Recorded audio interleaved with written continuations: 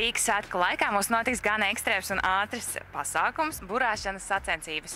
Lūkšu tev, Matīs, pastāstīt par pašu norises gaitu, kā dalās pa dienām un ko vēl mēs varēsim redzēt. Tad 14. augustā, piekdienā, posmā starp Vanču un Akmens tiltu, norisināsies Baltic Sails Nations Cup sacīkstes.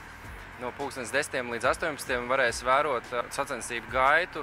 Un sestdienā, svētdienā, 15. un 16. augustā norisināsies Rīgas mačais kauss burāšanā. Un tur arī dalību ņems komandas no 5 valstīm un cīnīsies jau 3. gadu par Rīgas mačais kausu. Tas, vai sacīkstes būs ātrs, tas, protams, atkarīgs no vēja stipruma. Cerams, ka būs labi laikapstākļi, gan saulīte, gan vējš, lai visiem būtu, teiksim, patīkama tā visa atmosfēra.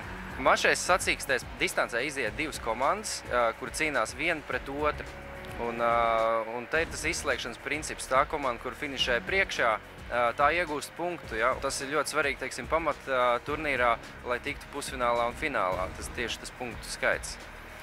Nolūkā veicināt un popularizēt jūrniecības tradīcijas Rīgas pilsēta pagājušo gadu iestājās Baltic Sail asociācijā, kurā jau ir pārstāvētas mūsu kaimiņu valstis – Vācija, Polija, Lietuva.